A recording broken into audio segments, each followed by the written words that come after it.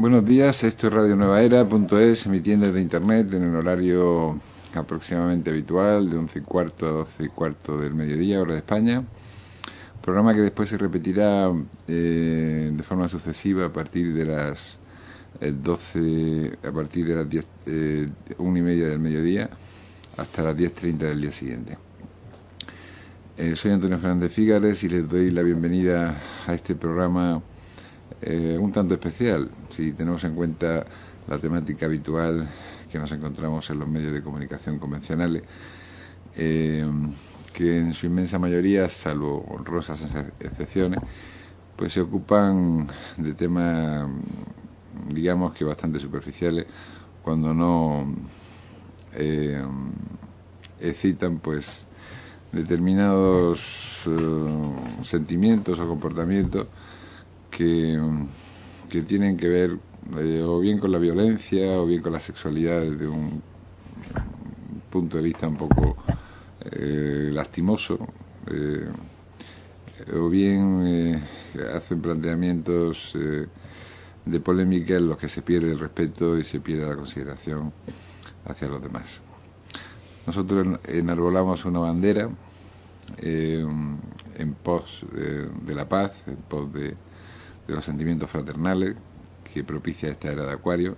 No hay que olvidar que Acuario es el signo de la amistad, de la solidaridad, también de la inventiva, y por eso estamos aquí hablando de solidaridad, de paz y de sentimientos fraternales a través de un medio tan novedoso y tan ultramoderno como es Internet, que está propiciando una nueva revolución cultural en un sentido y de comunicación por otro. Y aprovechando todos estos sistemas de comunicación que existen hoy día, que permiten que con medios relativamente pequeños se pueda llegar a una amplia comunidad, transmitimos nuestros mensajes, unas veces extraídos de contenidos que aparecen en libros, de libros que nos parecen veraces y que pueden dar una información interesante, y otras veces hacemos entrevistas a personas que ya algunos de ellos son colaboradores habituales nuestros y otros pues que de forma esporádica aparecen por aquí en esta radio a aportar su conocimiento y a brindar gratuitamente la información que a lo mejor le ha costado años adquirir. Les doy las gracias por estar junto a nosotros y sin más le doy saludo a mi compañera habitual del programa, Edimarta Mucio. Buenos días. Buenos días, Antonio. ¿Cómo será de inventivo, ¿no? Esta nueva época, que yo nunca hice radio. Y aquí estoy en la radio y contenta, pensando que cómo me he perdido esto, ¿no? Porque es fantástico, es fantástico. Así que cuánto de invención tendrá esta nueva era, cuánto. Bueno, les digo que estamos acá, en el Palacio Abrantes, en la Asociación Nueva Acrópolis, y como todos los días hago un especial agradecimiento a todos los que intervienen en este gran escuela, ¿no? que dicta enseñanzas, que hay mucha gente adepta acá a estos estudios de filosofía. Y no les puedo dar el programa porque no hay nada ya inscrito en el programa. Es muy raro, ¿no?, que no haya nada del programa. Pero bueno, no importa. ¿De actividades esta semana? De actividades esta semana. Bueno, no, porque es una semana... Probablemente porque como es en Granada el Día de la Cruz. Eso. Que es una fiesta popular en la que se ponen cruces en determinadas partes de la ciudad, y cruces de flores en su mayoría, aunque hay otras que son de otras cosas. Y bueno, pues se habrán suspendido las actividades pensando que la mayor parte de la gente estará en ese rito de cruces de mayo, que es una especie de mezcla entre el misticismo cristiano y la celebración de la primavera, ¿no? Ajá. ¿Qué tiene una mezcla de místico y pagano? Sí, porque son cruces de flores, es una cosa un poco extraña, ¿no? El Día de la Cruz es poner cruces de flores en muchas esquinas de la ciudad, ¿no? Y es una fiesta muy peculiar, claro. Que lleva mucho a la algarabía, a la juerga, a la diversión, a beber, a veces más de la cuenta. Claro. Y lo que en un principio hace años era una celebración más religiosa, pues ahora ha tomado un tinte mucho más folclórico, ¿no? Como está pasando en general con casi todas las celebraciones religiosas, ¿no? Sí. Acá se nota muchísimo el folclore, y además toda la alegría, ¿no? La alegría de las copas, de encontrarse, del encuentro. Siempre hay un momento de encuentro o una festividad para encontrarse y realmente, qué sé yo, tomar, beber. Se nota mucho eso, ¿no? Cosa que a mí me llama la atención. Bueno, aquí es que se suman, como cuando hablamos de los signos, ¿no? Y hay veces que se suma un elemento y una característica, ¿no? Cuando hablamos de Tauro, por ejemplo, que es fuego, tierra y fijo, que es la máxima estabilidad, pues aquí es cultura mediterránea y Andalucía. Entonces son... Claro. Es como dicen aquí, que es juntar el hambre con la ganas de comer. Sí. Bueno, entonces yo mientras les voy a hacer recordar, además del agradecimiento a Nueva Acrópolis, ¿no? Les voy a recordar de Asociación Primal que el fin de semana de 8 y 9 de mayo se presenta en Murcia el próximo, ¿verdad? Sí. El próximo fin de semana. Están en Murcia, el 22 y el 23 de mayo en Valencia, y el 29 y el 30 de mayo en Tenerife. Recordemos que Primal son constelaciones familiares, que nosotros las recomendamos mucho porque las hicimos y nos dimos cuenta cómo funcionaba esta cosa tan extraña, que ni siquiera Ángel, que es el coordinador, tiene una definición exacta, ¿no? Es magia. Sí. Y realmente es eso, es magia. Lo fantástico es que digamos que él no engaña. ¿Mm? Él dice que se produce esa magia entre los participantes, que evidentemente cuanto más gente hay, más energía se forma, ¿no? Por lo tanto, más magia hay, ¿no? Digamos que cada uno lleva consigo una carga energética, y cuanto más nos juntemos, cuanto el grupo sea mayor, más fuerza tiene ese grupo. Entonces es muy agradable para todo lo que uno pueda llegar a hacer, es juntar un grupo, cuantos más personas haya mejor, ¿no? Porque en general la gente desea ir a ese lugar, por lo tanto hay una actitud positiva frente a lo grupal, y ya de por sí somos energía, poseemos energía, entonces la volcamos ahí, ¿no? Y muy curiosamente es como que se encuentran esas afinidades energéticas. Se nota mucho, sobre todo en este trabajo de de Primal, ¿no? De las constelaciones familiares. Es muy recomendable. Es un tipo de terapia corta en sí, porque la constelación de una persona puede durar 40, 50 minutos o una hora, más no dura, de cada persona, ¿no? Más o menos, ¿verdad? Sí. En el que intervienen algunos participantes, según los que diga el coordinador. Y lo fantástico de esto es que cada uno representa el papel, sin saber cuál es su papel. Porque nadie sabe qué es lo que tiene que representar. Pero cada uno representa su papel.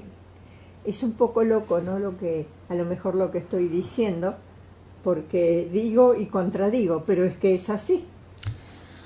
Bueno, lo que pasa es que es una dinámica en la que se ponen en marcha fuerzas del inconsciente, ¿no? Claro. Entonces, de alguna forma se costeriza, se utiliza esa palabra un poco para explicar lo que ocurre, ¿no? Se produce una costerización de la situación que la persona vivió en el pasado o con la que está trabajando. Puede ser que sea del pasado reciente, no tiene por qué ser de un pasado muy remoto. Entonces los personajes que elige para representarlo cumplen la función que se dio en el momento en que se realizó esa vivencia. Entonces lo mágico es que sin saberlo las personas lo hacen, las personas que del grupo escoge para representar los papeles, ¿no? Y dicen cosas y se comportan de acuerdo a la experiencia que esa persona vivió, ¿no? Ahí es donde está un poco la magia. Sí, sí. Y es increíble que sirva pues para sanar, porque al revivir la situación y seguir las instrucciones de la persona que instruye el curso, y de forma que perdone por el daño que le han hecho, que a su vez pida perdón por los errores que había cometido, pues se produce una sanación del interior de la persona. No solo por hablar de ello, sino por revivir la experiencia y tener un cambio de actitud. Sí. A veces nos enconamos en el rencor, en el resentimiento, en el no perdón. En el no perdón, por eso en el rencor. Sí. Y entonces pues nos metemos en un daño emocional que nos hacemos más a nosotros mismos que a la otra persona, ¿no? Porque el no perdonar, a lo mejor la otra persona está tan ricamente viviendo y sin acordarse del tema. Pero los que nos estamos haciendo daño, pues somos nosotros mismos. Lo fantástico de esto, y por eso yo digo que es toda una terapia, ¿no? Que no termina ahí, que este proceso, ¿no es cierto? Que lo completamos en 40, 50 minutos o una hora, después sigue funcionando en nosotros, sigue dando vuelta y siguen apareciendo cosas, misteriosamente, siguen apareciendo cosas, situaciones que nos hacen reflexionar sobre eso que trabajamos en la constelación, ¿no? A mí me han pasado como yo hace 8 meses más o menos, nosotros hace 8 meses más o menos que nos constelamos, sí. Y me han pasado 3 o 4 cosas que realmente me quedé muy conmocionada, ¿no? ante esa situación que era como que caía una ficha, ¿no? Caía una monedita en la alcancía, ¿no? Y bueno, me ha hecho comprender determinadas situaciones. Así que no es una cosa que ahí termina, no. Es algo que uno sigue pensando y sigue realmente consciente de eso que ha pasado y que ha vivido. Así que es muy recomendable, muy recomendable. Otra otro lugar que está con nosotros es el Centro Védico, que tenemos también la propaganda en el web, la web. La Fundación Vedanta. La Fundación Vedanta. Y estamos esperando a Chaitali, pero no sé si llegará. No importa. Sí, Yo comienzo con algo. Sí, pensamos que sí va a llegar. Bueno, claro. Podemos hablar, lo que pasa que el desplazarse por aquí por Granada, pues a lo mejor a través de autobús y el acceso aquí al centro es difícil. Sí. Y a lo mejor ha tenido algún retraso. Claro. Sí, porque nos prometió que venía, pero bueno, no importa, nosotros vamos a empezar a hablar un poquito. Yo quería, es decir, hace ya me encontré con un libro de las fuerzas ocultas de la naturaleza, en la que habla de los ángeles, y me pareció muy hermoso el tema, ¿no es cierto? Muy hermoso el tema.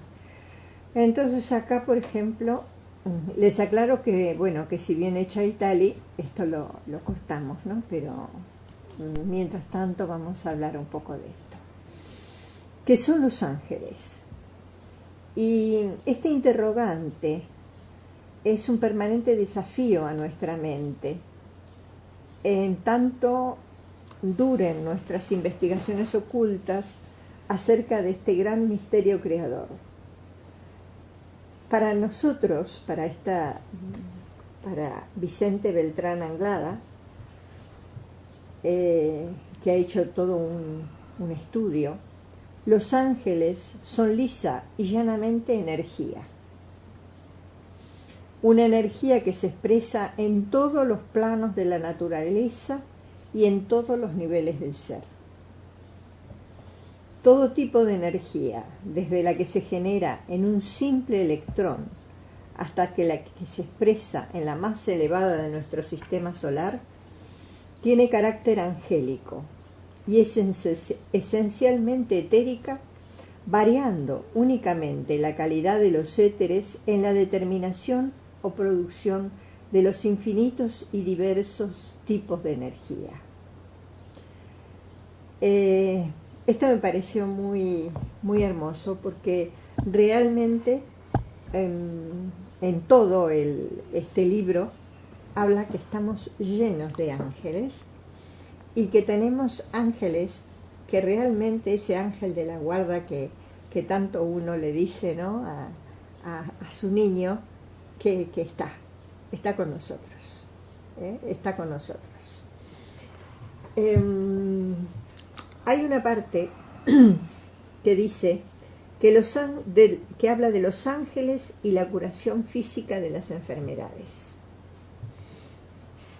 Y la forma psíquica de una enfermedad, tal como puede observarla el investigador esotérico dotado de clarividencia mental, es el resultado de una lenta cristalización o substanciación de las violentas tensiones emocionales y de una forma incorrecta de pensar.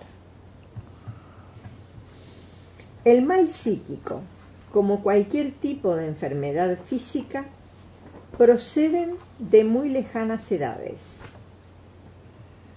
algunas de ellas del principio mismo de la raza, constituyendo lo que en términos bíblicos se llama el pecado original, o más técnicamente el karma, generado en aquellos tiempos en que el ser humano enfrentaba la vida y los acontecimientos con una mente incipiente y rudimentaria, utilizando inadecuadamente su cuerpo de expresión física y su naturaleza emocional.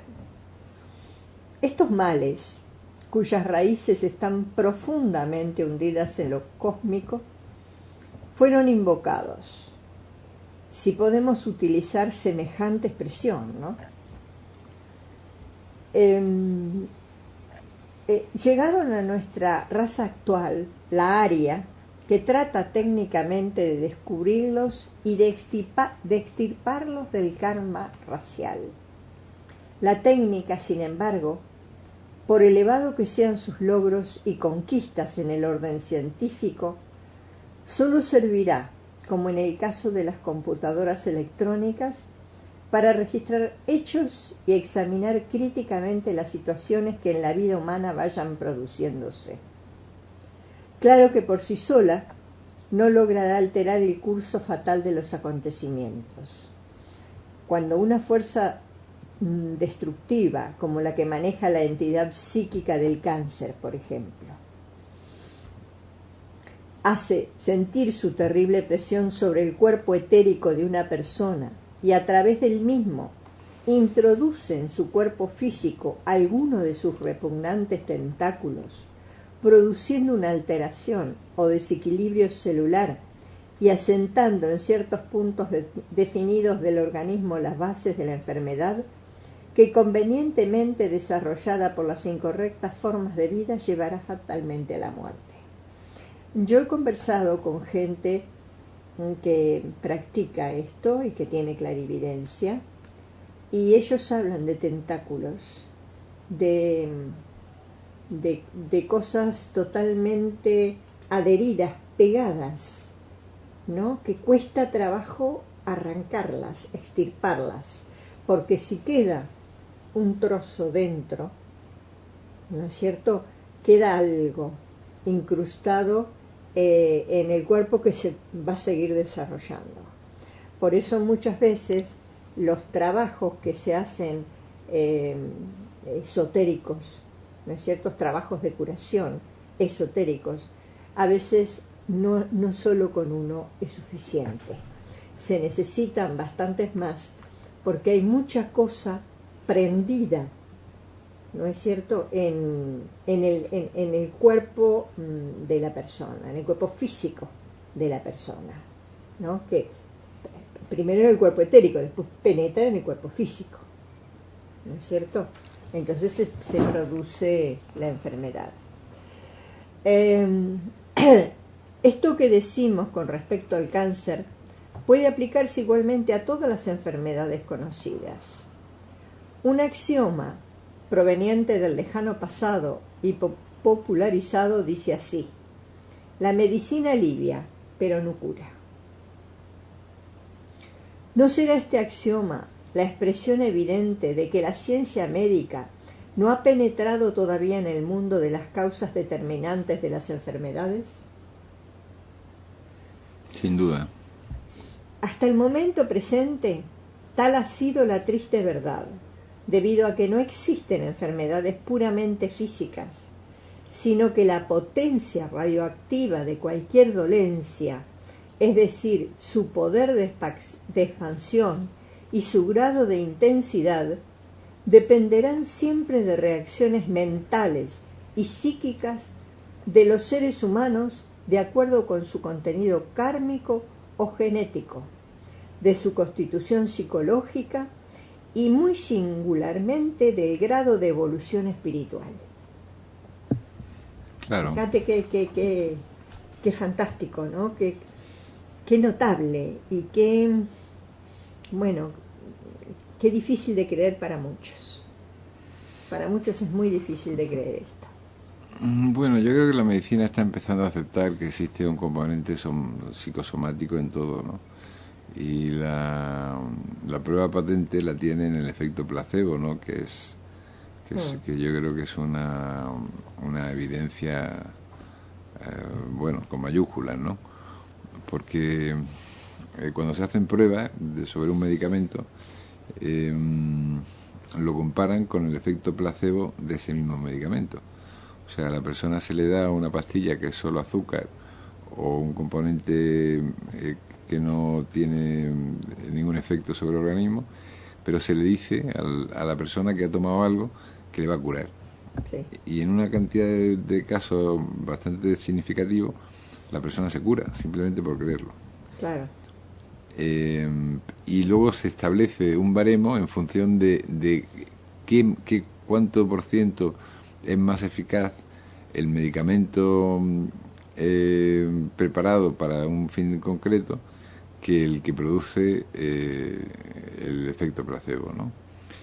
Y en función de eso se mide la eficacia. Pero claro, si tenemos en nuestra mente o en nuestro cuerpo o en nuestra alma una capacidad de autocurarnos que viene sencillamente por la fe y por el convencimiento de que nos vamos a curar, pues está claro que todo el origen de tanto de la enfermedad como de la salud es mental. Sí, tenemos un 50% de curación, ya con eso. Claro.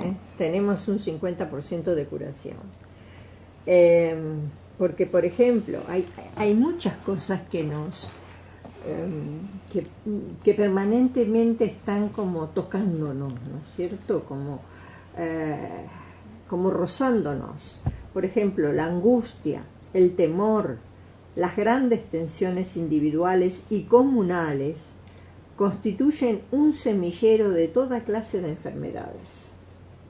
Claro, ¿quién puede escaparse, no es cierto?, hacer que no te toque una angustia, un temor, ¿no? Algo que realmente ocurre a todos, porque, qué sé yo, esto tan, vamos a ir a algo tan vulgar, ¿no? Pero como está ocurriendo de los desempleos, ¿quién puede, que realmente está desempleado y que tiene necesidades, ¿no es cierto?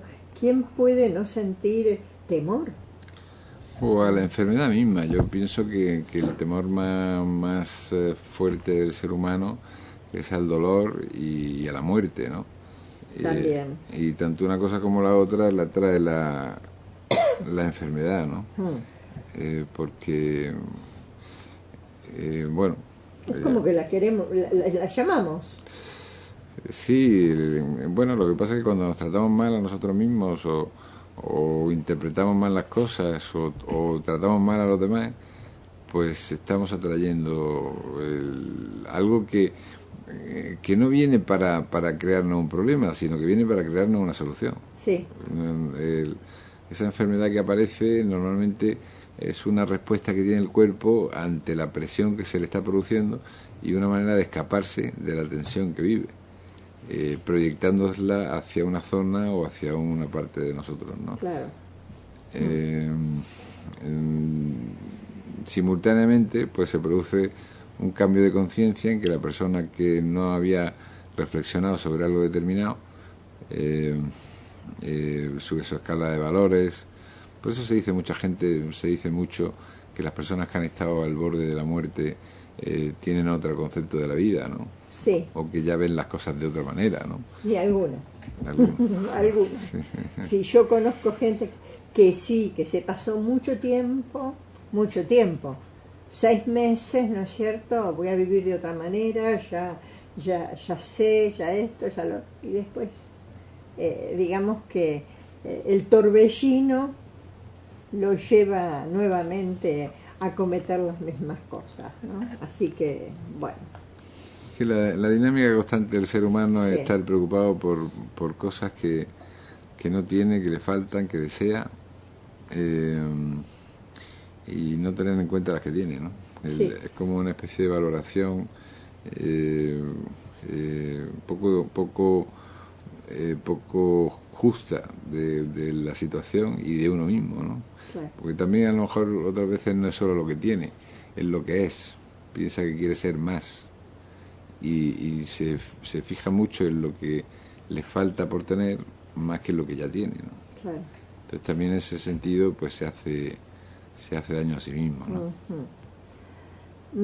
Acá dice que, por ejemplo, las personas predominantemente emocionales o psíquicas, así como las muy irritables, están predispuestas al cáncer de hígado, del vaso y también a la diabetes. Las de tipo acusadamente mental suelen contraer enfermedades de tipo nervioso y cardiovasculares. La presión general de la vida moderna, el creciente imperio de la técnica que crea excesivo confort y reduce progresivamente la actividad física la utilización del sistema de la velocidad como un método científico de vencer al tiempo y que obliga al ser humano a unos intensos y frecuentes cambios de ritmo de vida, la creciente contaminación ambiental que ha alterado casi por completo el equilibrio ecológico de la naturaleza y las tensiones ambientales producidas por los impactos de las energías acuarianas al chocar con el aura etérica de nuestro mundo profundamente pisciano, han provocado una potentísima activación de todas las enfermedades potenciales en el seno oculto de la naturaleza. También han propiciado el desarrollo de algunas otras enfermedades de carácter psíquico más difíciles de localizar, que producen estragos en la vida mental y afectiva de los seres humanos. Esto debe tener que ver con las deficiencias que hay ahora en cuanto a las relaciones. ¿No es cierto? Claro. Por lo que dice acá, produce estragos en la vida mental y afectiva de los seres humanos.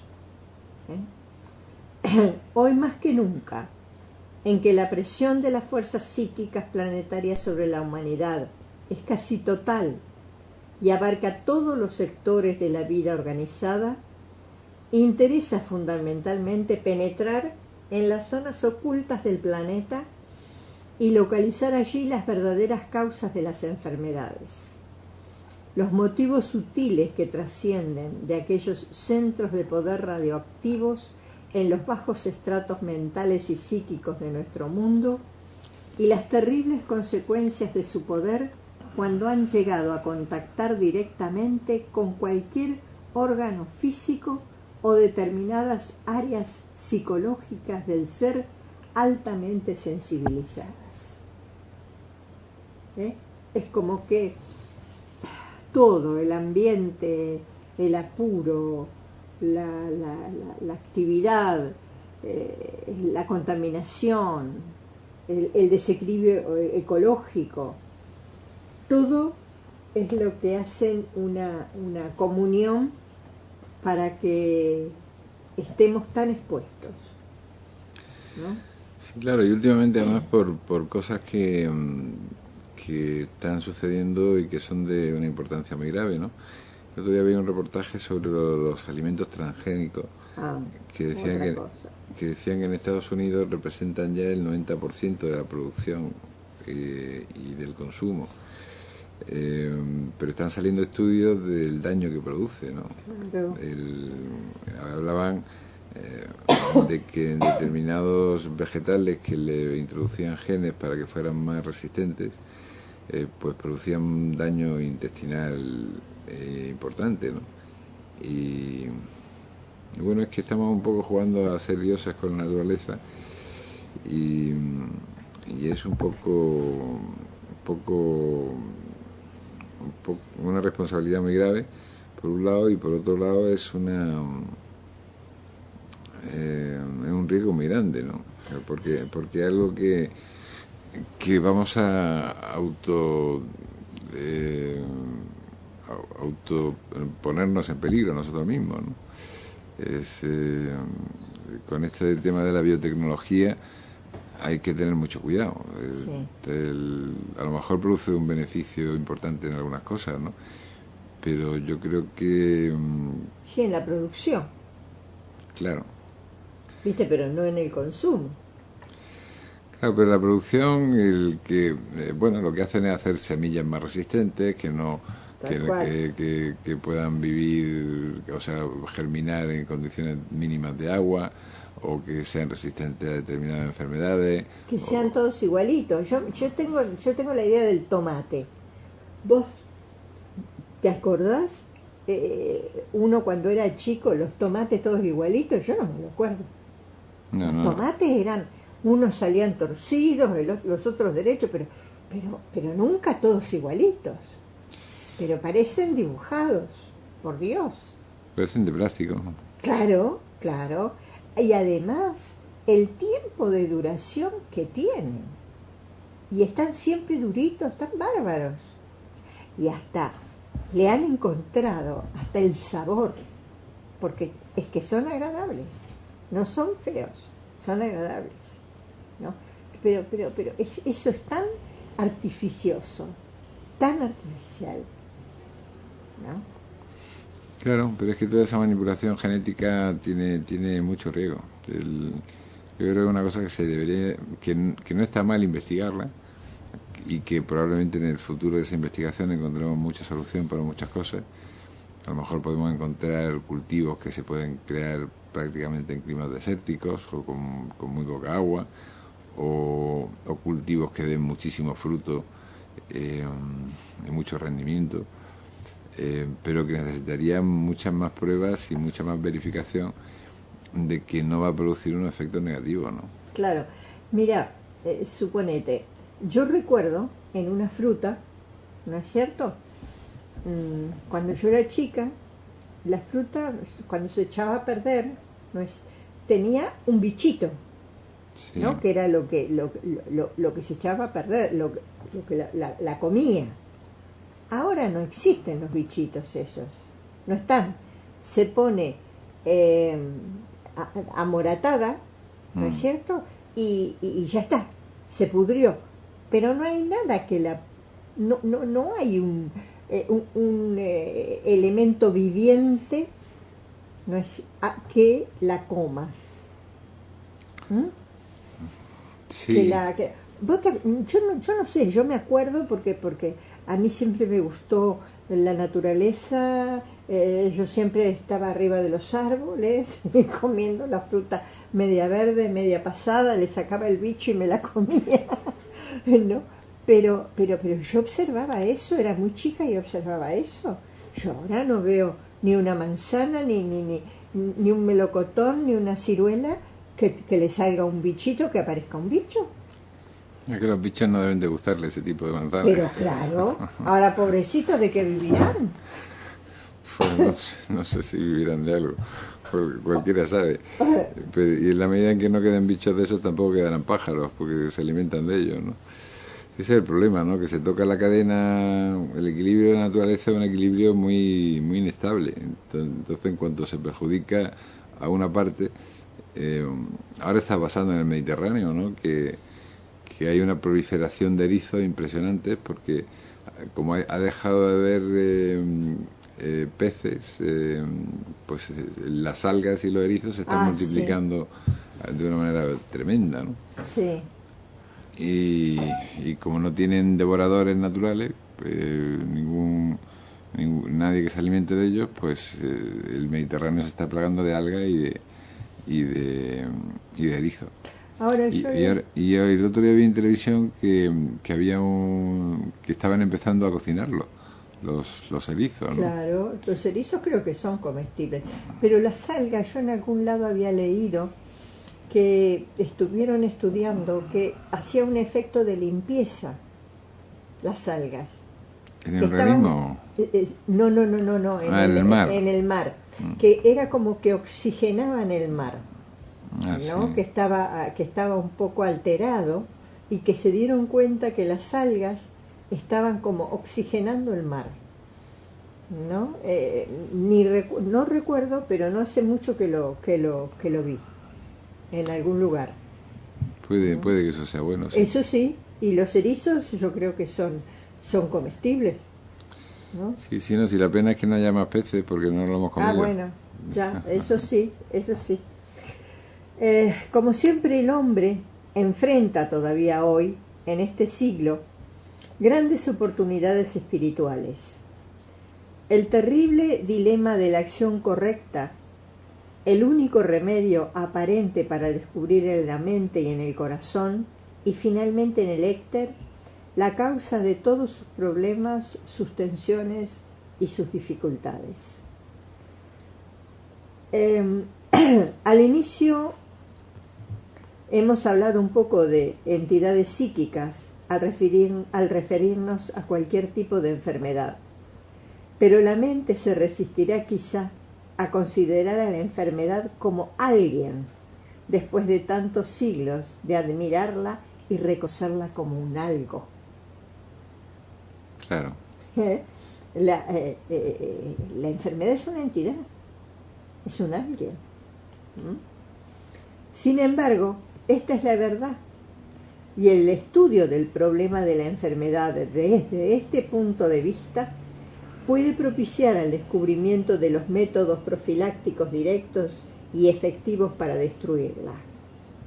La investigación ha de pasar por consiguiente del método analítico deductivo al método intuitivo, utilizando los descubrimientos técnicos, singularmente en el campo de la electrónica, como puntos de partida para una futura profilaxis de orden general.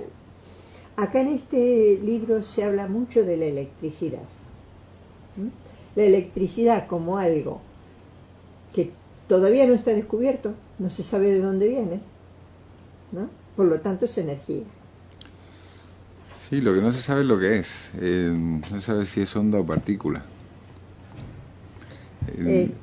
Entonces, parece que en un principio parece que son electrones, pero también se habla de que pudiera ser una onda. Le damos la bienvenida a Chaitali, que ahora después la vamos a saludar, está colocando las cosas. La esperábamos esta mañana y parece que se ha retrasado un poquito, pero nunca es tarde si la dicha es buena. Bienvenida, Chaitali. Buenos días, ¿cómo estás? Encantada de que estés con nosotros. Bueno, les dejo las fuerzas ocultas de la naturaleza para otro día, porque ahora vamos a escuchar en vivo y en directo a Chaitali, que es como le dijimos, de la Asociación Vedanta. De la Fundación Vedanta, sí. Muchas gracias, me alegro mucho de verte de nuevo, Edi. Yo también. Gracias, Antonio, también me alegro mucho de verte. Igualmente. Gracias a los dos por haberme invitado hoy de nuevo al programa. Disculpar el retraso, no tiene importancia. Porque el autobús tardó y había cogido una otra parada que no conocía y en fin ha sido un poco una cosa atrás. Claro. Me alegro de estar aquí. Nosotros también. Así que bueno. Pues muchas gracias por venir. Bueno, tenemos muchas preguntas que hacerte. Eddie me comentaba hoy que si podías comentar algún tema, después pasaremos un poco a los cursos que imparte la Fundación Védica y la Academia Yoga y las cosas que estáis realizando últimamente o los proyectos que tenéis. Pero hablar un poco de energía Kundalini. No sé si en este aspecto puedes comentarnos algo. Es un tema que se está hablando mucho últimamente, ¿no? Despertar la Kundalini. Yo entiendo, he tenido alguna experiencia en ese sentido y he hablado con gente. Y algunos me han dicho que es un poco peligroso si no se hace con cuidado y no se hace de una forma controlada y que puede ser un poco perturbador, ¿no? Y yo quería preguntar si es algo espontáneo o si es algo que se provoca. Bien.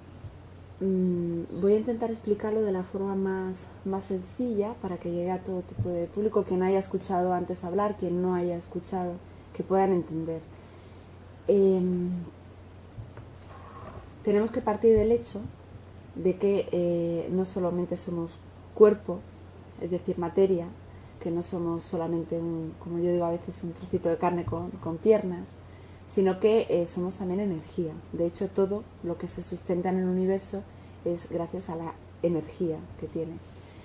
Esa manifestación de la energía en nosotros está en algunas personas con más nivel, con más intensidad, con menos intensidad, pero sin duda hay un enorme potencial que todavía no hemos descubierto y que lo que pretende el yoga, desde la base del Tantra, que es una de las disciplinas o métodos, dijéramos, de despertar de la energía, es precisamente potenciar o aprender a canalizar, mejor dicho, esa energía que tenemos cada uno y que se manifiesta en la vida de las personas en todo lo que hace, lo que piensa la persona, su carácter, su físico, en todo. Hay 3 energías que gobiernan en cada uno de nosotros. Es la energía del conocimiento, la energía de la acción y la soberana, dijéramos, es la energía de la voluntad. Estas 3 tipos de energía que se llaman Jnana Shakti, se llama Kriya Shakti y se llama Icha Shakti, estas 3 energías gobiernan a la persona en todos sus aspectos. La energía del conocimiento, porque es necesario tener un conocimiento, y las personas porque anhelamos conocer, es por lo que buscamos y tenemos esa necesidad de búsqueda, pues el conocimiento de cuál es nuestro verdadero dijéramos destino, hacia dónde vamos, por qué vivimos, quiénes somos. Ese dijéramos anhelo de conocernos a nosotros mismos es lo que nos hace estar en una continua búsqueda. Hay personas que tienen quizá un nivel de conciencia más elevado y su búsqueda es más consciente y quieren y saben lo que quieren, y otras personas están sintiendo un continuo y eterno vacío de sí mismos, no saben exactamente qué están buscando, pero saben lo que no quieren en la vida, y eso les produce a veces un sufrimiento porque no se encuentran a sí mismos y tampoco saben cómo encontrarse. Entonces podríamos, para no expandirme demasiado y abrir demasiadas ventanas, podríamos definir así la energía del conocimiento. Después está la energía de la acción, es la que dijéramos que es impulsada o motivada por la emoción, y por eso sentimos, es necesario para poder actuar. Y la energía de la acción es la que hace que el hombre tenga esa capacidad de construir las cosas, también de destruir, desgraciadamente, y vivimos en el karma loka, en un plano de existencia donde todo es acción. Hasta la muerte, en la muerte propia hay acción, porque no para la existencia. Nosotros, nuestro cuerpo deja de tener sus funciones vitales, pero dentro del cuerpo se está generando todo un movimiento y una vida de otros seres que se están alimentando de la nuestra. Dijéramos que vivimos en ese plano de la acción donde todo es acción.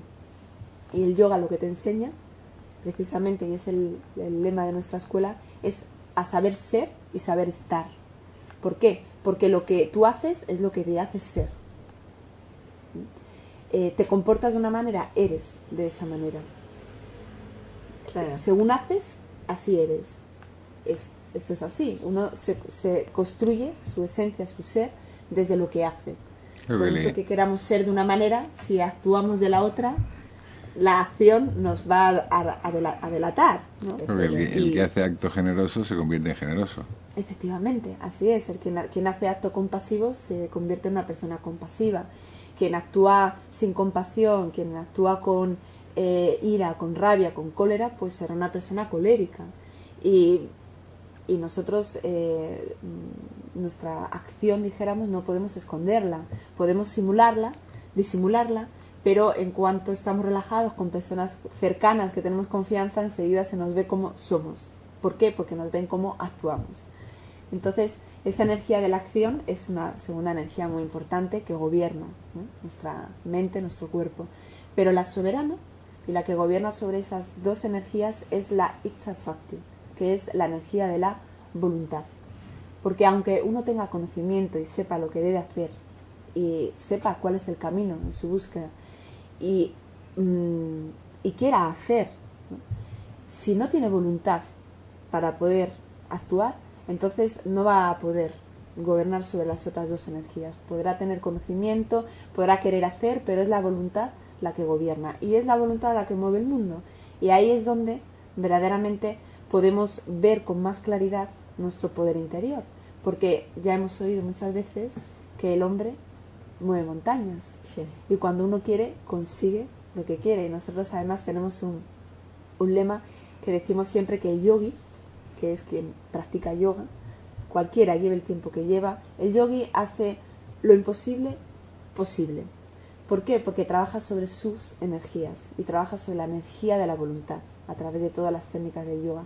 Y esa es la que mueve montañas y esa es la que hace que podamos conseguir todo aquello que nos propongamos y es la que da un poder enorme que viene, su raíz está ya en el pensamiento, y cuando uno realmente quiere algo y lo desea con una fuerza enorme, lo puede llegar a conseguir perfectamente. La ciencia de la mística y la esotérica habla mucho sobre esto, Sí. porque siempre se habla de que hay por encima de lo que pensamos, un poder de las personas que verdaderamente, para bien o para mal, pueden hacer que consigan todos los propósitos o autodestruirse, porque esa misma fuerza actúa para un lado o para otro. Entonces, ese poder, esa energía interior, que se dice que está situada en el inicio de la columna vertebral y enroscada en sí misma, lo llaman la Kundalini en el Tantra. Y el Tantra significa la expansión del Tam. Trayate es la camino de expansión, y el Tam es un núcleo de energía que se encuentra situado en la zona del ombligo. Es denominado Tantara Sakti, o cinturón de prana, que está situado por debajo y por encima del ombligo, y que es donde se genera y regenera toda la energía, que desde ahí fluye hacia los diferentes chakras, y es lo que nos da la individualidad, lo que hace que seamos diferentes tanto físicamente, color de pelo, de ojos, como en nuestro carácter. Es por eso que nacemos siempre siendo distintos unos de otros y con nuestras peculiaridades, porque nos individualiza, nos hace ser de una manera. Entonces el Tantra lo que lleva es a la canalización y proyección de esa energía, y esa energía después aplicarla a los diferentes campos o aspectos o ámbitos de la vida de la persona, para expandir su energía en todos los aspectos. Pero el Tantra tiene mucha fama de una connotación sexual. ¿Lo es así o no tiene por qué? Tiene esa fama porque el conocimiento, desgraciadamente, cuando lo quieres dar a conocer, a veces se divulga. Entonces, en lugar de hacer una difusión de ese conocimiento para que llegue a todas las personas posibles, se acaba haciendo una divulgación, y se pierde mucho lo que es la esencia del conocimiento, para al final ser algo que pueda ser utilizado para beneficio de otras personas. Y ha sido muy beneficioso usar el Tantra como un medio de trabajar la sexualidad y dijéramos que de entrar en el tema del sexo, pues de alguna manera con una excusa de que haces Tantra, pero estás haciendo sexo, y el Tantra no es sexo. El Tantra es un vehículo por el cual expandes la energía del Tam, y una de las energías muy poderosa en el ser humano es la energía creativa, que proviene de la sexualidad, por ejemplo, pero que luego la aplicas en todos los aspectos de tu vida, a la hora de cocinar, a la hora de en el trabajo, a la hora de relacionarte. El Tantra lo que pretende es el medio para expandir la energía, y lo hace desde todos los aspectos de la vida de la persona. La persona se relaciona afectivamente y se relaciona sexualmente. Entonces trabaja sobre todos sus ámbitos de su vida. Entonces no es que el Tantra no tenga que ver con el sexo, pero el Tantra no es sexo. El Tantra es expandir esa energía a través de cualquier aspecto de la persona, y que la pueda aplicar después a su vida, en todos los ámbitos de su vida. Claro. Eso es lo que pretende el Tantra, y utiliza diferentes técnicas del yoga para desarrollar y expandir esa energía interior. Y entonces lo que se refiere, lo que hemos empezado preguntándote, la expansión de la Kundalini en concreto, cómo se hace, cómo se debería hacer, es beneficioso o no realizarla, requiere ya un grado de desarrollo de la persona y de instrucción y de práctica. Cualquier persona la puede hacer. En fin, son muchas preguntas las que te hago. Sí, pero todo se podría resumir a que hay muchos libros y muchos textos que hablan sobre esto, pero los maestros siempre te dirán que solo una serpiente puede ver los pies a otra serpiente. Entonces un libro no es una persona, no es alguien que te pueda enseñar como, ¿no? Conociéndote como eres,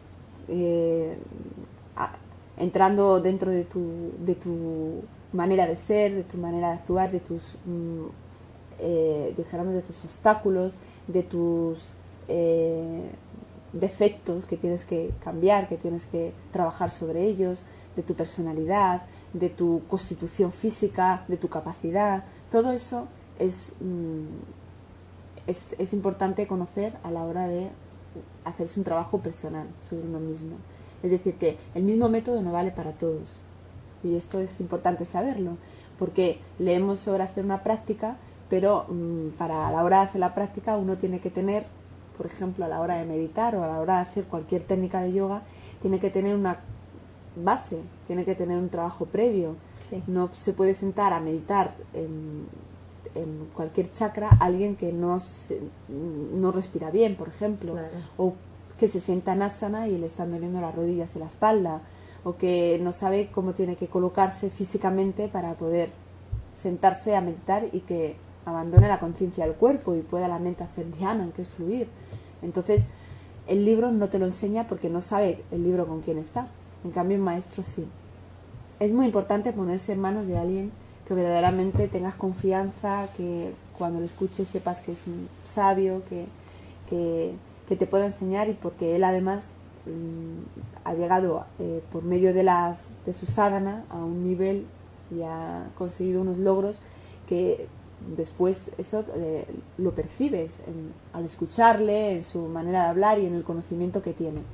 Y estas personas que aquí en Occidente no están muy bien vistas, pero que en cambio la figura del maestro en Oriente es una figura muy relevante, pero aquí no, son los que verdaderamente te pueden guiar en una práctica. Yo no me dejaría en manos de cualquiera, que por mucho que me dijera que lo conoce, porque sin duda hoy el Tantra es algo que se habla mucho, se ha divulgado mucho, no se conoce bien, y sin duda toda práctica que trabaja a nivel tan profundo puede ser peligrosa si no está bien, dijéramos, direccionada o no está bien enseñada.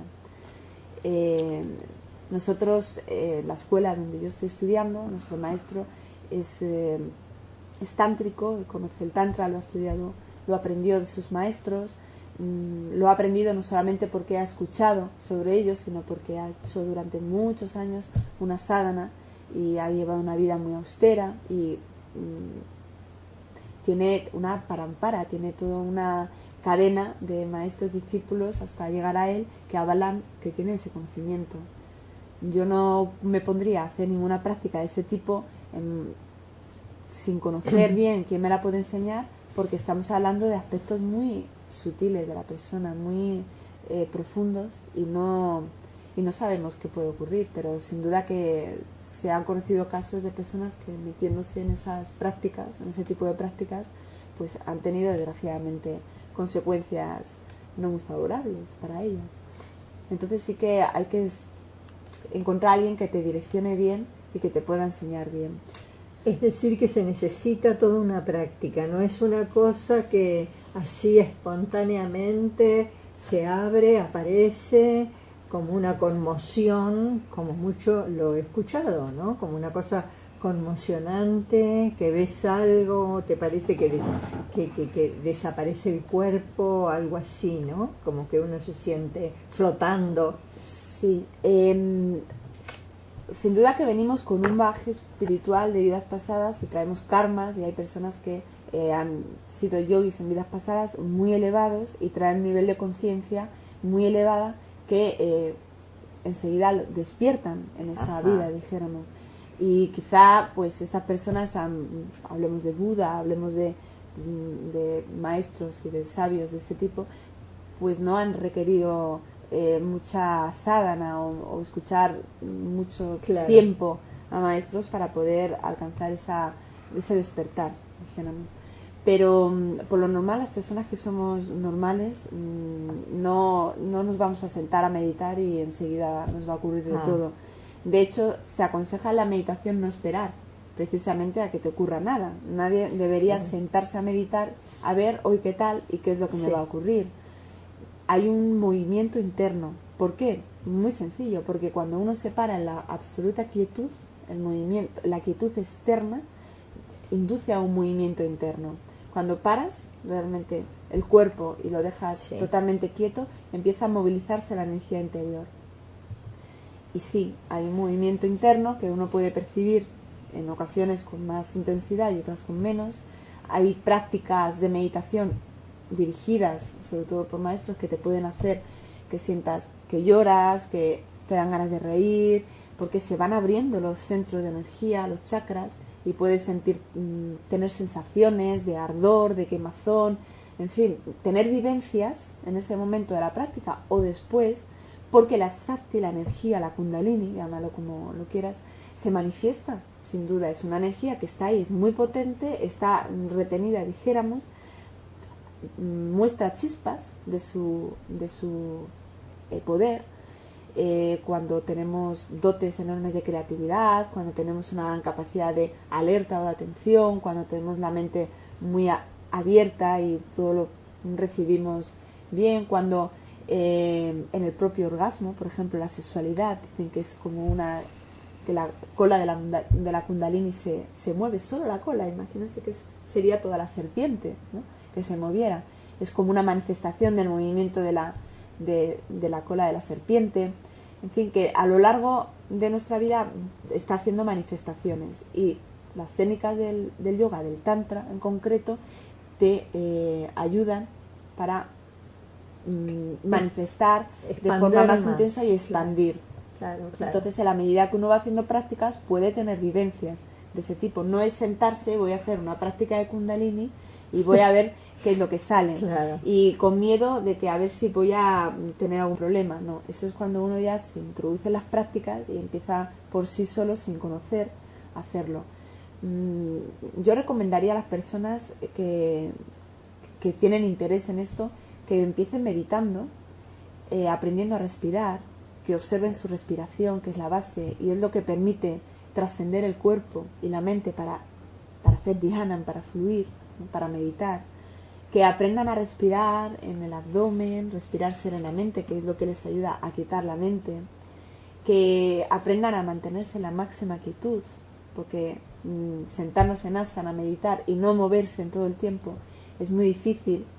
Que cuando ya hayan aprendido a instalarse y mantener el cuerpo quieto, que se requiere mucha práctica de asanas y de yoga, por eso se hace yoga. Claro. Las asanas es un medio, un instrumento para poder meditar después, para que cuando te sientes el cuerpo no te esté llamando las rodillas a que te duelen, que te estén molestando la espalda. Entonces, mantenerse en la quietud del cuerpo, respirar adecuadamente y intentar tener la mente serena y calmada para a partir de ahí ya fluir en la meditación. Ese sería un paso ya muy importante, donde ya se hace un trabajo interno muy muy especial. Y ya después, si uno quiere trabajar la Kundalini, yo no lo haría a través de un libro, no lo haría a través de cualquiera que me ha dicho que sabe, sino que no me pondría en manos de alguien inexperto. Tendría que ser alguien que verdaderamente tuviera el conocimiento para poder dirigirte en ella. Sí.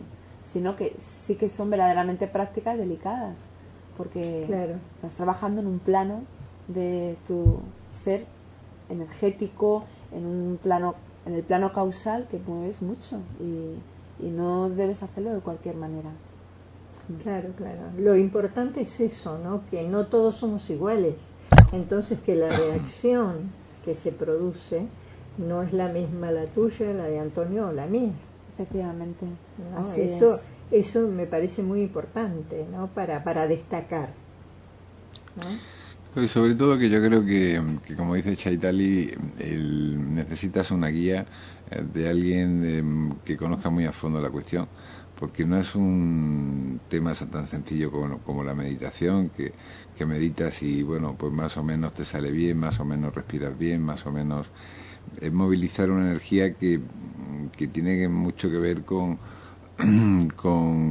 el fondo más íntimo de nuestra naturaleza energética. Entonces, que en la medida en que eso se abre y se pone en marcha, pues de ahí pueden salir cosas no necesariamente buenas. La persona puede tener suerte y que le aparezca, como tú dices, de forma espontánea porque a lo mejor en otras vidas pues ha tenido, o yo creo que también por la conducta. A veces yo creo que el karma yoga, el yoga de la acción, conduce a ese tipo de cosas, de fenómenos, ¿no? Porque cuando hay personas que realizan muchos actos valerosos o honestos o bien intencionados, producen fenómenos de ese tipo de forma automática, ¿no? Por el buen karma que acumulan, ¿no? Pero vamos, hacerlo sin conciencia y sin guía me parece peligroso. Sin duda que es así, Antonio, porque estamos trabajando en planos muy sutiles que desconocemos totalmente, que nos vamos acercando a ellos en la medida que trabajamos sobre ellos, pero que hay que trabajar con conocimiento de causa, no se puede hacer de cualquier manera. Pero no hace falta, para expandir la energía de la Kundalini, hacer técnicas complejas encontradas en libros complicados, ni chakras, meditar diariamente. Y muy importante, cambiar la conducta, porque Tantra, que es el método por el cual se despierta la Kundalini, su traducción es Tanyate, Vistiyayate, Nyanamanena iti Tantram. Es todo aquello por lo que se logra, prolonga y perfecciona el conocimiento y sus poderes.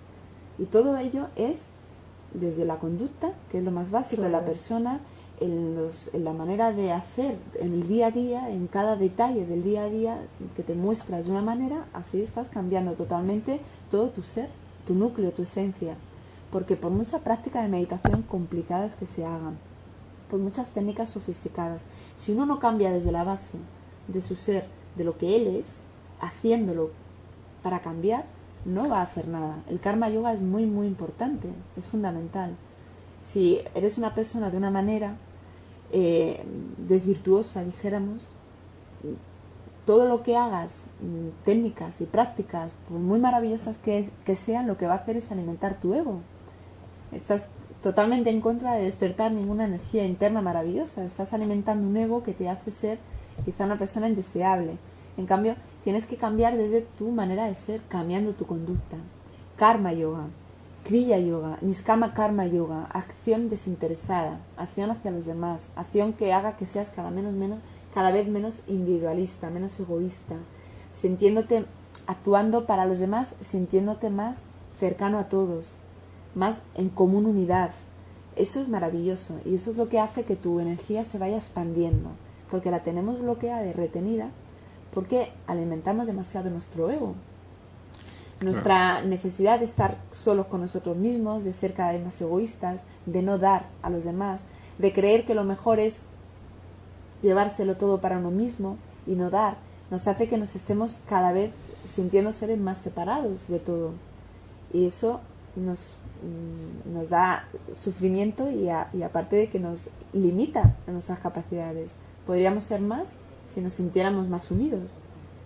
Eso es muy importante. Entonces, sí, cambia la conducta.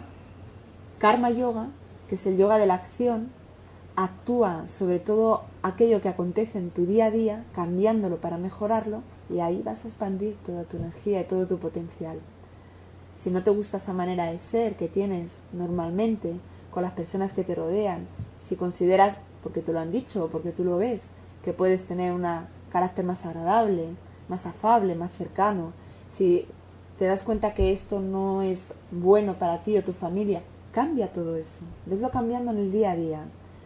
Y es un gran esfuerzo, sí, porque la tendencia es hacer lo que a uno le apetece, sí, y sí, muchas veces lo que apetece es decir las palabras de cualquier manera, decir las cosas como sí, me salen en ese momento sin delicadeza y hacer lo que a mí me gusta y me apetece. Claro. Entonces cambiar eso, cuando cambias eso estás trabajando esa energía interna, estás haciendo que verdaderamente se expanda. Y es un momento nada más, pero es un gran momento, pequeño parece, porque es justo que voy a decirlo, pero me callo. Como el que voy a encender el cigarrillo, es pequeñito, parece poca cosa, pero no lo enciendo. Pero qué gran cosa estás haciendo, claro, ¿verdad? Aunque parezca pequeña. Pues en esos pequeños detalles, cambiarlos y ir, que lo que haces te construya y te haga que seas de una manera, eso es el trabajo verdaderamente que yo recomiendo que hagan todas las personas que están iniciándose, que tienen mucho interés por despertar su energía y su poder interior, que empiecen por ahí. Que es lo más difícil. Sí, No vayamos sí, a sí, pensar sí, que sí. vaya cosa fácil, ¿no? Es lo más difícil, No. precisamente. Pero eso yo creo que da pie a, o sea, que conduce más que da pie a un estado de mucha integración interior. Entonces es como el prerequisito para que después empiecen a despertarse una serie de poderes, de fuerzas, de energía en el interior de uno, ¿no? A mí me gusta mucho, y lo digo mucho, recordar la frase de la voz del silencio, un texto recopilado por Madame Blavatsky en el Tíbet, de unos monjes que lo tenían, lo tuve que memorizar porque no le dejaban que se llevara el libro, ¿no? Y lo memorizó entero, ¿no? Y ella en el libro se expresa literalmente que el conocimiento de uno mismo es fruto de las buenas obras, tal cual, ¿no? Sí, Entonces, pero el conocimiento de uno mismo no solo a nivel de personalidad, porque muchas personas lo que cuando entienden conocimiento de uno mismo entienden que es el conocimiento del yo personal, sino del yo trascendente, del alma, del espíritu, de una vivencia de contacto con esa esencia que vive dentro de cada uno de nosotros, ¿no? Así es, por eso antes ponía el ejemplo que dicen que solo una serpiente puede ver los pies a otra serpiente, porque cuando nos hablan de conocerse a sí mismos, todos tenemos una limitación, y es que podemos conocer sobre lo que conocemos, y lo que conocemos puede estar equivocado, porque es nuestro yo personal que hemos creado o construido en base a nuestras experiencias, a lo que nos han dicho los demás que somos, y un poco así nos hemos ido creando una idea del yo, que puede estar muy equivocada. Entonces cuando te dicen trabaja sobre tu yo, si tienes una idea del yo equivocada y no te conoces a ti mismo y sobre todo no has profundizado para conocer tu verdadera naturaleza, entonces ¿qué trabajo vas a hacer? No tienes una base siquiera para trabajar. En cambio, un maestro precisamente es definido como aquel que sabe aconsejarte, dándote el mejor consejo en el mejor momento y de la manera más adecuada, porque hay que considerar las tres cosas. Alguien te puede dar un consejo maravilloso, pero no te lo dice de manera apropiada, o no te lo dice en el momento apropiado. En cambio, el acharya, el maestro, el sabio, ese sí sabe lo que te tiene que decir, cómo te lo debe decir y cuándo te lo tiene que decir, para que verdaderamente en ti haga un cambio en tu karma, aquello que habías hecho y que había lanzado una flecha y que iba a llegar a un destino, verdaderamente lo puedas cambiar.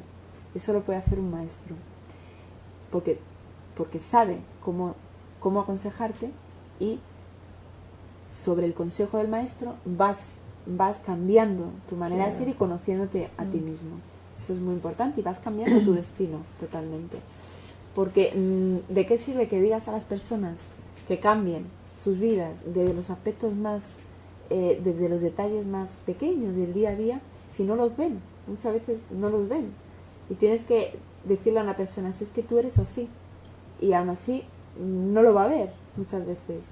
Entonces es difícil, sinceramente es difícil, porque no nos conocemos a nosotros mismos, nuestro yo personal siquiera, o estamos confundidos creyendo que somos de una manera y no vemos dónde podemos corregir nuestra manera de ser, porque ni siquiera vemos muchas veces dónde nos equivocamos o qué es lo que hacemos mal, porque tampoco las demás personas quizá nos puedan aconsejar bien, y entonces andamos perdidísimos.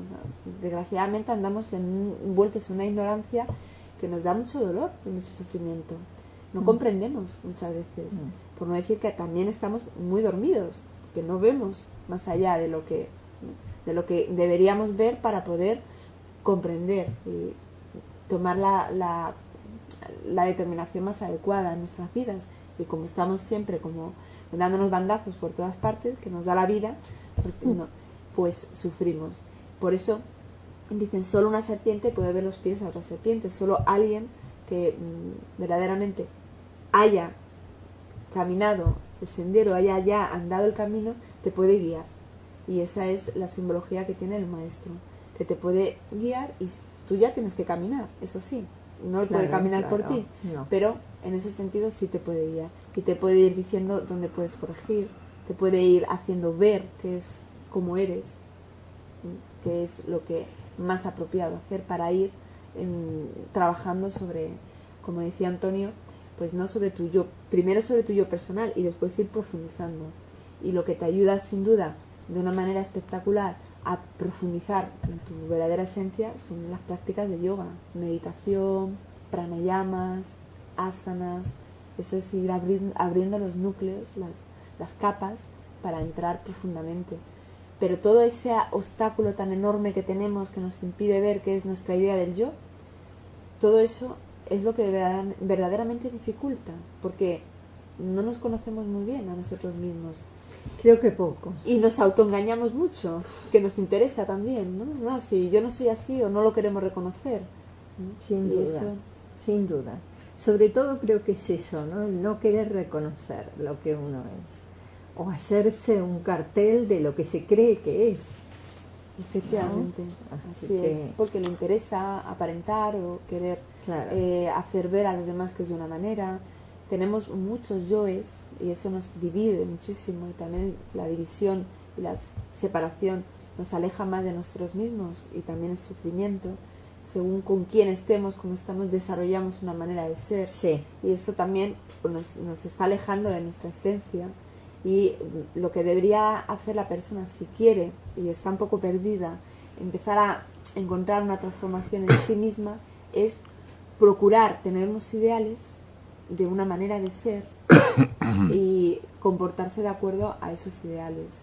Es tener, dijéramos, un yo que él se idee de una manera y que le lleve a querer ser de esa forma siempre, bajo todos los aspectos y circunstancias que se le presenten.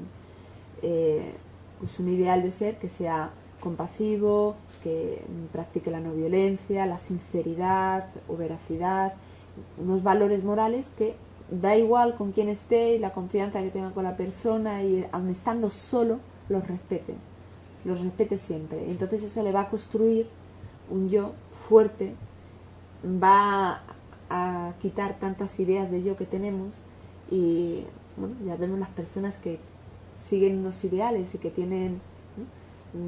Que tienen una idea muy clara y viven, dijéramos que en función de como ellos dicen que son personas que nos transmiten mucha seguridad y un gran ejemplo, al contrario de aquellos hipócritas que dicen haz lo que te diga pero no lo que yo haga. Entonces construye una idea, una manera de ser que quieras ser, y tienes que serlo en cada momento y en cada circunstancia, aun estando solo, siempre. Claro. No porque estés solo te comportes de una manera que no lo harías.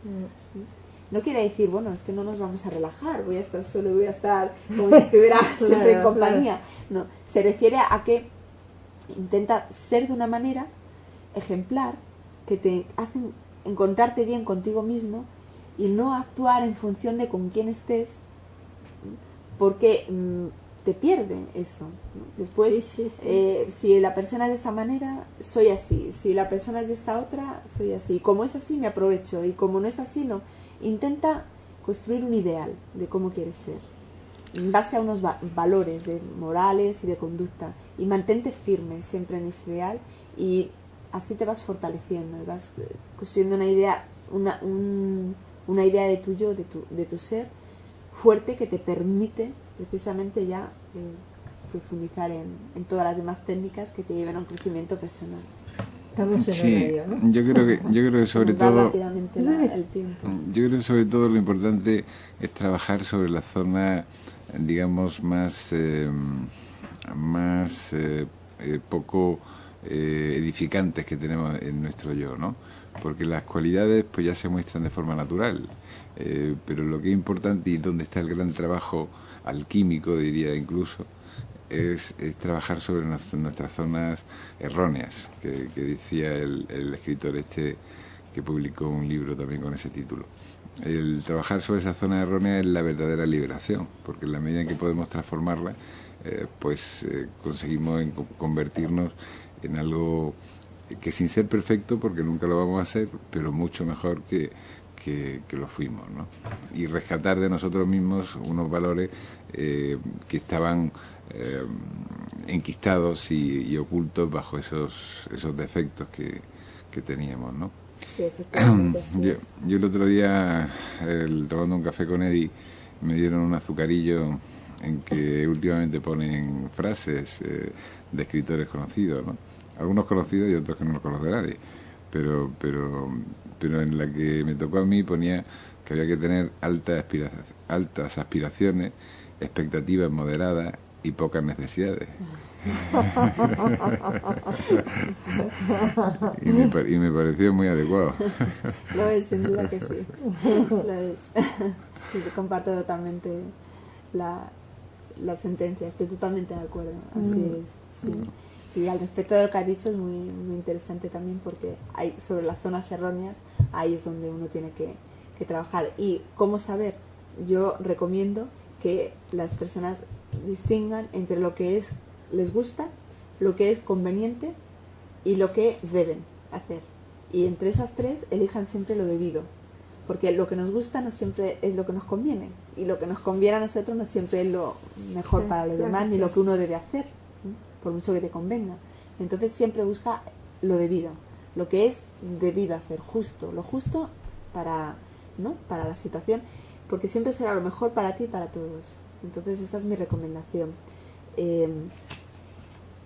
Me acabo de acordar, y tardo un minuto en decirlo nada más, el otro día nos preguntaron a mi maestro Swami Sankara-Tilakananda qué era religión, y él explicó la religión diciendo que provenía del término religare, que significa volver a unir otra vez, y que era hacer lo que debes hacer en ese momento. Trabajas en una frutería, pues vende 1000 gramos de fruta, 1 kilo, no 990 gramos, 1 kilo. Es decir, claro, y no engañes en el trabajo, sé honesto, sé veraz, sé sincero, y si además ya después, en tu trabajo, atiendes a las personas con una sonrisa y una amabilidad extrema, pues entonces eso ya es lo más supremo, ¿no? Eso ya sí que es entrar, verdaderamente acercarte a la esencia de lo que es Dios o la divinidad. Eso es religión, el religar, volver a unir a todos, hacer lo debido, porque lo debido siempre es lo mejor para todos. Claro. Sí, decía Jung que la libertad consistía en hacer alegremente lo que debo hacer. Sí. Claro. Muy bien, eso también. Lo que pasa es que ese sabía mucho del tema también. Claro, lo que pasa es que muchas veces muchos creen que está bien lo que hacen. Ese es el asunto también. Que muchas veces mucha gente se cree que está bien la actitud que toman. Por eso volvemos a que solo una serpiente puede ver los pies a otra serpiente. Es que desgraciadamente el yoga vino a Occidente, pero no ha venido como tenía que haber venido. Entonces tenemos una idea del yoga muy equivocada. El yoga antiguamente se estudiaba y tenías un maestro, una acharya, un gurú que te guiaba en todo, porque las personas necesitamos, como un niño que entra en un colegio, que nos enseñen cada vez más, desde los valores más básicos de conducta moral hasta una meditación en los chakras. Pero es que tanto una cosa como la otra hoy día tenemos que aprenderla, porque estamos muy lejos de ser como antiguamente exigían los maestros, que tenía el discípulo tenía que tener unos valores de conducta morales, de disciplina perfectos. Pero ahora mismo, ¿quién no miente? ¿Quién no engaña? ¿Quién no? Entonces el maestro es como un padre, te enseña cómo eres, te corrige, te indica cómo debes de ser, y a partir de ahí ya las técnicas del yoga, maravilloso. Pero si no corriges tu carácter, que es lo más básico, y desde donde vas a construir todo lo demás, pues no puedes hacer nada. Claro. Muy bien, pues te preguntaría en 3 minutos si lo puedes resumir, Chaitali, las actividades que tenéis previstas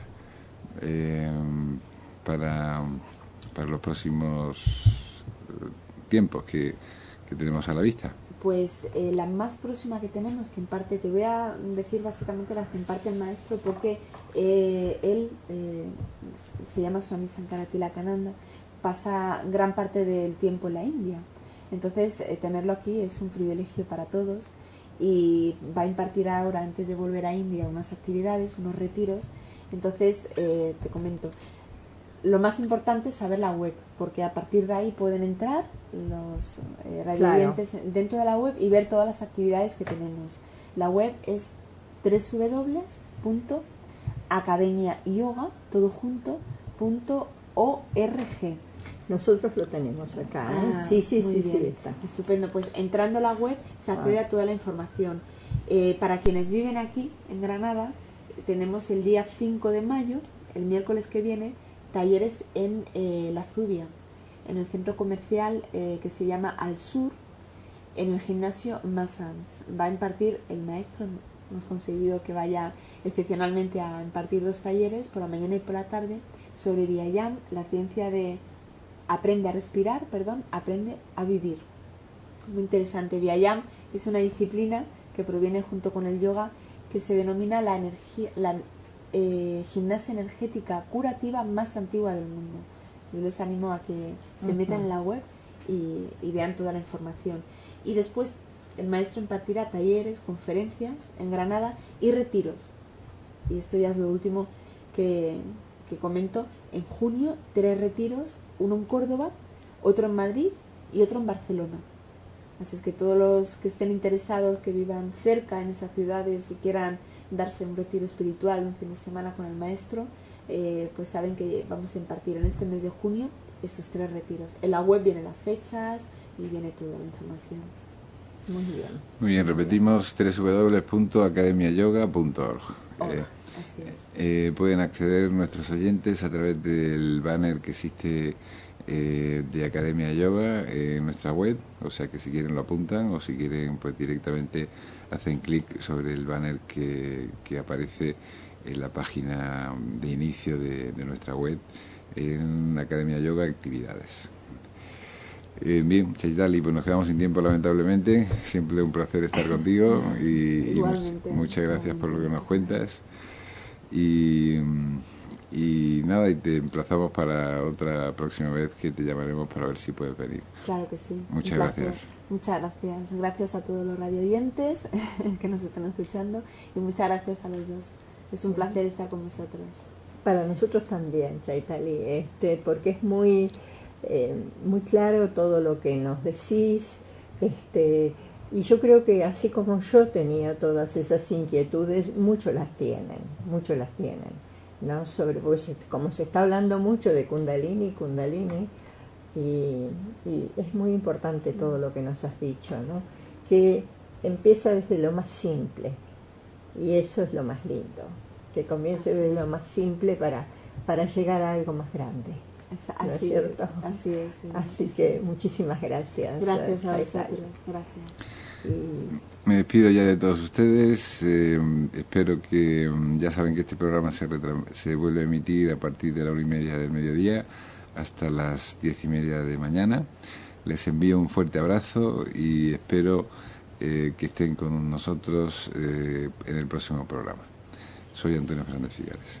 Yo soy Edimarta Mucio y nada, les digo muchísimas gracias por estar con nosotros y que tengan todos un día hermoso.